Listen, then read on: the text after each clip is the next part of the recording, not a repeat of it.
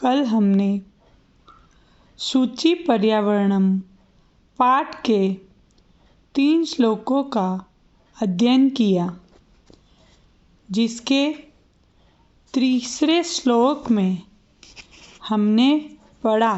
क्या पढ़ा था हमने ये पढ़ा था कि वायुमंडलम भ्रशम दूषितम न हि निर्मलम जलम कुत्सित वस्तु मिश्रितम भक्ष्यम समलम धरातलम करणीयम बहिरंतर जगति तु बहु शुद्धिकरणम। इसमें हमने पढ़ा कि वायुमंडल जो है हमारा वह अत्यधिक क्या हो रहा है, दूषित हो रहा है, अत्यधिक दूषित होता जा रहा है। कहीं भी निर्मल जल भी नहीं बचा है, जल भी क्या है, शुद्ध नहीं बचा है, सही नहीं है, जल भी क्या हो गया है, दूषित हो गया है। तो कुत्सित वस्तु मिश्रितम, कुत्सित यानी खराब वस्तु से मिश्रित है क्या, भक्ष्यम समलम धरातलम, खाने की वस्तु भी क्या है, खराब वस्तु से मिश्रित है। और हमारा जो धरातल है, हमारी जो धरती है, वह भी गंदगी से युक्त हो गई है। करणीयम बहिर अंतर जगति, करणीयम यानी करना चाहिए, क्या करना चाहिए, बाहर और अंदर, जगत के बाहर और अंदर, तू बहु शुद्धिकरणम, जगत के बाहर और अंदर हमें क्या करना चाहिए, शुद्धिकरण करना चाहिए। अतः हमें पर्यावरण को शुद्ध बनाना चाहिए, पर्यावरण को पवित्र बनाना चाहिए, पर्यावरण की शुद्धता का ध्यान रखना चाहिए, स्वच्छता का ध्यान रखना चाहिए।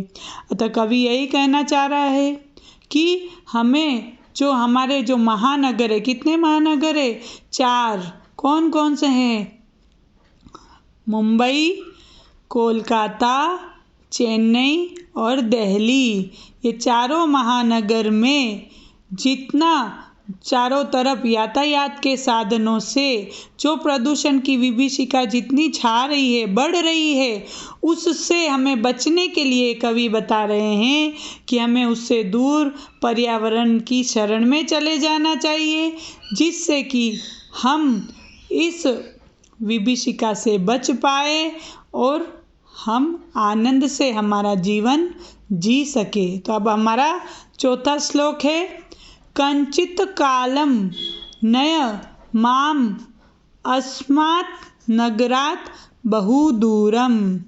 कंचित, कंचित मतलब कुछ समय, कंचित कुछ समय,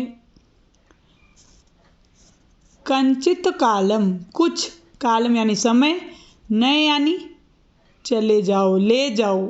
क्या बोल रहे हैं, कवि कह रहे हैं कंचित कालम नय माम अस्माद नगराद बहु दूरम।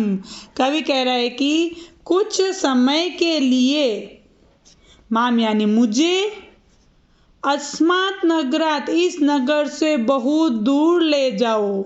किन नगरों से, जो ये महानगर है उन नगरों से मुझे बहुत दूर ले जाओ।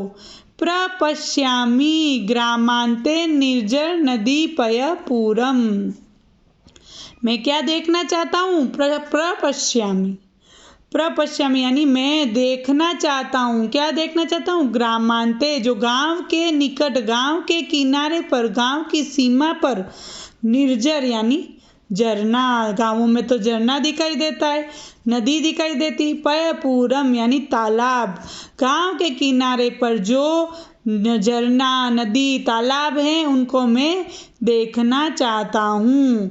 एकांते कांतारे क्षणम अपि में स्यात् संचरणम। एकांते, एकांत, कवि कहता है कि एकांत में, एकांत कांतारे, एकांत जंगल में, क्षणम अपि में क्षण भर के लिए भी, स्यात् संचरणम चाहे मेरा विचरण हो। कवि कहते हैं कि मुझे भले एकांत जंगल में थोड़ी देर के लिए भी विचरण करने को मिले, घूमने को मिले, तो भी मैं वहाँ जाना चाहता हूँ, क्योंकि वहाँ का पर्यावरण शुद्ध होता है, वहाँ का वातावरण शुद्ध होता है। अतः मुझे थोड़े से क्षण भर के लिए भी शुद्धता और स्वच्छता मिले तो भी मैं एकांत जंगल में रहना भी पसंद करूँगा, वहाँ जाना चाहता हूँ। तो इसलिए इसका पूरा अर्थ क्या हुआ? कुछ समय के लिए, कंचित कालम, कुछ समय के लिए, नया माम अस्माद नगरात बहु दूरम, मुझे इन महानगरों से बहुत दूर ले जाइए। कवि कह रहा है कि कुछ समय के लिए मुझे इस नगर से बहुत दूर नया ले जाओ। प्रपश्यामी ग्रामांते निर्जर नदी पय पुरम, मैं पुनः देखना चाहता हूँ। प्रपश्यामी यानी देखना चाहता हूँ, क्या? गांव के निकट, जो गांव के किनारे पर, गांव में जो निर्जर यानी झरना, नदी, पय, पुरम जो तालाब है, वे सब मैं देखना चाहता हूँ। एकांते कांतारे, भले मैं अकेले ही जंगल में क्षण भर के लिए मुझे भले अकेले ही रहना पड़े तो भी मैं वहाँ विचरण करना चाहता हूँ। अतः पर्यावरण शुद्ध होना चाहिए। शुचि पर्यावरणम, पर्यावरण क्या होना चाहिए? शुद्ध होना चाहिए। फिर है हरित तरुणाम ललित लतानाम माला रमणीया। हरित तरुणाम, हरित तरुणाम मतलब हरे भरे वृक्षों से युक्त, चाहे हरे भरे वृक्ष हो। ललित लतानाम, सुंदर लताओं से युक्त हो। माला रमणीया, हरे भरे वृक्षों से युक्त और लताओं से युक्त, जहाँ बेलें लगी होती है हरी भरी, उनसे युक्त माला रमणीया। वह पंक्ति रमणीय लगती है, सुंदर लगती है, मनोहर लगती है। मतलब बता रहे हैं कवि कि गांव की सीमा में, गांव में जो सौंदर्य होता है, गांव के अंदर हरे भरे जो वृक्ष होते हैं उनके और सुंदर लताएं होती है, तो रमणीय पंक्तियाँ जो बनी होती है किसकी? वृक्षों की। वृक्ष, हरे भरे वृक्ष उद्यान में लगे होते हैं और जो बेलें लताएं लटकी होती है उनकी रमणीय पंक्तियाँ क्या लगती है? बहुत मनोहर लगती है। कुसुमावली समीर चालिता श्यान्मे वर्णिया। कुसुमावली, कुसुमावली यानी फूलों से जो युक्त होती है पंक्ति, कुसुमावली। फूलों की बनी हुई जो माला होती है, जो पुष्पों की पंक्ति होती है। समीर चालिता, वायु के चलने से श्यान्मे वर्णिया, उसे क्या करना है? वो मेरे लिए क्या होती है? ग्रहण करने योग्य होती है। जो फूल की पंक्ति होती है, जो बहुत सारे फूल होते हैं, वे हवा के चलने से वो मेरे लिए क्या है? वरण करने योग्य है, मेरे द्वारा प्राप्त करने योग्य है, ग्रहण करने योग्य है। नवमालिका रसालम मिलिता रुचिरम समगमनम। नवमालिका, जो नए नए जो आम में कोपले निकलती है ना, नई नई आम्र मंजरी निकलती है, अभी बसंत के महीने में आम्र मंजरियाँ निकलने लग जाती है। तो रसालम यानी आम, नई नई जो नवमालिका है, आम्र मंजरी है, रसालम मतलब आम है।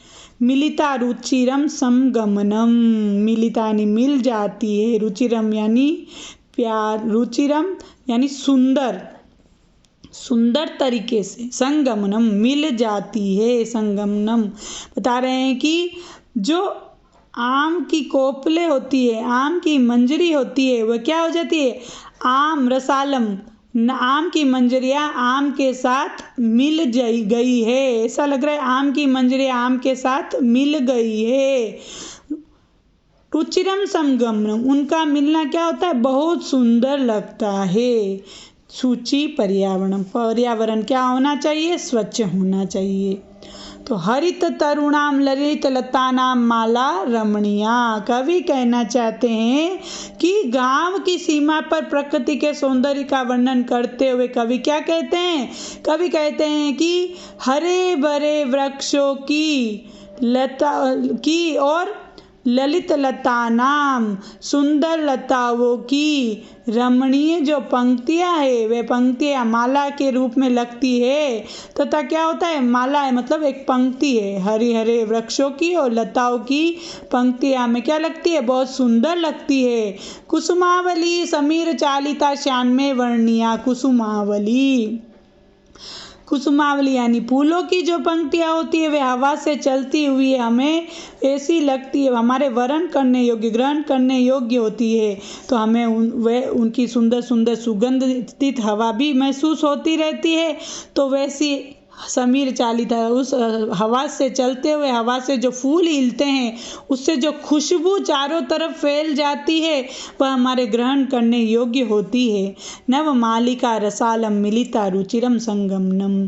जो आम्र की मंजरियाँ होती है वे आम से ऊपर लिपट जाती है, तो उनका एक दूसरे से मिलना हमको रुचिर सा प्रतीत, अच्छा प्रतीत होता है।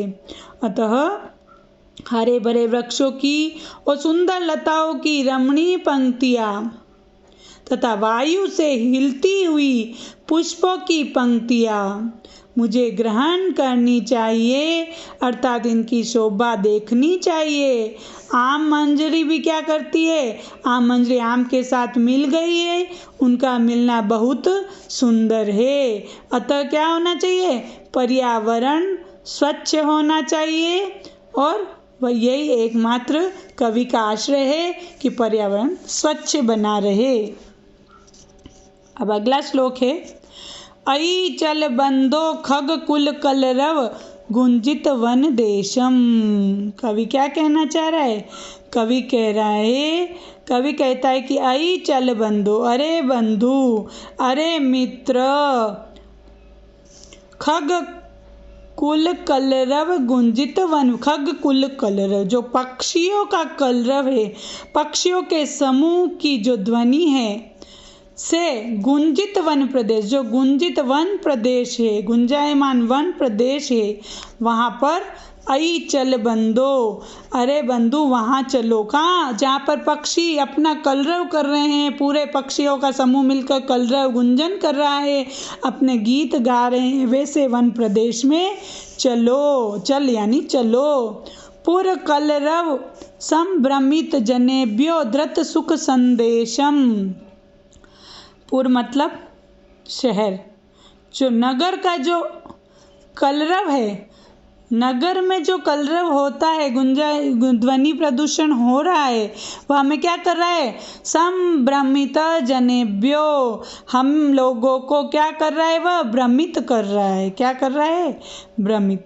तो कवि कह रहा है कि हमें नगर का जो कलरव है उसको छोड़कर हमें गांव के कलरव की ओर जाना चाहिए, जहाँ पर पक्षियों का सुंदर सुंदर मधुर कलरव सुनाई देता है। शहर में तो क्या होता है, शहर में कवि कह रहे हैं कि नगर में पूरी यानी नगर या शहर का कोलाहल जो है कलरव, शहर का कोलाहल हमें क्या करता है, जनेभ्यो भ्रमित, लोगों को भ्रमित करता है। धृत सुख संदेशम, भ्रमित करते हुए क्या करता है, सुख का संदेश दे रहा है। वह हमें भ्रमित कर रहा है, केवल शहर के चकाचौंध में हमें भ्रमित कर दिया है।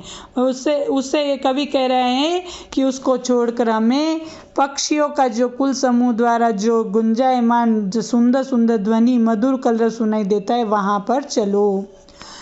चाक चिक्य जालम नो कुर्या जीवित रह सहर्णम। चाक चिक्य जालम, चकाचौंध से युक्त जो ये संसार है, क्या कह रहे हैं कवि, चाक चिक्य जालम, चकाचौंध से युक्त यह संसार जो है, कुर्या जीवित रसर्णम, यह संसार जीवन के आनंद को क्या कर रहा है, वह कुर्या जीवित रस, हमारा जो जीवन का रस है उसका हरण कर रहा है। जो चकाचौंध से युक्त जो जीवन है महानगरों का, वह क्या कर रहा है, हमारे जीवन के जो रस है, जीवन का जो आनंद है, वह उसका हरण कर रहा है। इसलिए हमें कहाँ जाना चाहिए, इसलिए हमें शुद्ध पर्यावरण की तरफ जाना चाहिए, वही एक हमारा मात्र आश्रय है। प्रस्तर तले लता तरु गुल्मा नो भवन्तु पिष्टाः। प्रस्तर तले लता तरु गुल्मा नो भवन्तु पिष्टाः। प्रस्तर तले मतलब पत्थरों के नीचे, लता तरु गुल्मा, लता जो भी है बेल, झाड़ी, लता, वृक्ष आदि न भवन्तु पिष्टाः, उन्हें नहीं दबाना चाहिए, उन्हें नहीं पीसना चाहिए। पत्थरों के नीचे दब जाती है। क्या दब जाती है?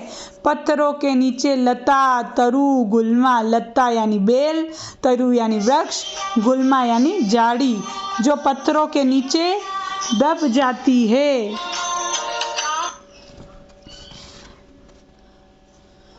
प्रस्तर तले लता, तरु, गुल्मा। पत्थरों के नीचे लता, बेल, तरु वृक्ष, गुल्म यानी झाड़ी, न भवन्तु पिष्टाः, उन्हें पत्थरों के नीचे नहीं दबाना चाहिए। ये ऐसा क्यों बोल रहा है कवि? ऐसा इसलिए कह रहा है कि महानगर में जनसंख्या वृद्धि बढ़ती जा रही है, लोग गांवों से शहरों की ओर अग्रसर हो रहे हैं। इस वजह से जो पेड़ पौधे हैं, जो झाड़ियां हैं, वे क्या हो रहे हैं? वहाँ नए नए घर बन रहे हैं, और नए नए घर बनने के कारण वे सब कहाँ दब गए हैं? पत्थरों के नीचे दब गए हैं। पाषाणी सभ्यता निसर्गे श्यान समाविष्टाः, पत्थरों वाली जो सभ्यता है वे क्या हो रहा है? कवि कह रहा है कि पथरीली सभ्यता निसर्गे श्यान समा, निसर्ग यानी प्रकृति में समाविष्ट नहीं होनी चाहिए। पत्थरों वाली सभ्यता, पाषाणी जो सभ्यता है वह निसर्गे श्यान समाविष्टाः, पथरीली सभ्यता प्रकृति में समाविष्ट नहीं होनी चाहिए। मानवाय जीवनम कामये नो जीवन मरणम, कवि कह रहा है कि मानव का जो जीवन है हमें उसके जीने की कामना करनी चाहिए, उसके जीवन को नष्ट करने की नहीं। तो अच्छा, कवि कहना चाहता है कि मानव का जो जीवन है वह अच्छा चले, अच्छे जीवन की कामना करना चाहता है, जीवन के नष्ट होने की नहीं। अतः हमारा पर्यावरण क्या होना चाहिए? शुद्ध होना चाहिए, स्वच्छ होना चाहिए। तो कवि क्या कह रहा है इस अंतिम श्लोक में? कवि कह रहा है कि प्रस्तर तले, जो पत्थर के नीचे लता, वृक्ष और झाड़ी, लता, वृक्ष और झाड़ी क्या हो रही है? पत्थर के नीचे दबे हुए नहीं होने चाहिए। पिष्टा यानी दबे हुए। पाषाणी सभ्यता निसर्गे श्यान समाविष्टा, कवि कहता है कि पथरीली सभ्यता प्रकृति में समाविष्ट, निसर्गे प्रकृति में समाविष्ट नहीं होनी चाहिए। मानवाय जीवनम कामये नो जीवन मरणम, मानव के जीवन की कामना करता हूँ। कवि कहता है मैं मानव के जीवन को अच्छा बनाने की कामना करता हूँ, नहीं कि जीवन को नष्ट होने की। अतः कवि कहना चाहता है कि मानव का जो जीवन है वह अच्छी तरह से निकले, जीवन नष्ट न हो, जीवन मरण के समान नहीं हो। अतः हमारा पर्यावरण क्या होना चाहिए? शुद्ध होना चाहिए। सूची पर्यावरणम का यह अंतिम श्लोक है। अतः यह पाठ यहीं समाप्त होता है। धन्यवादम।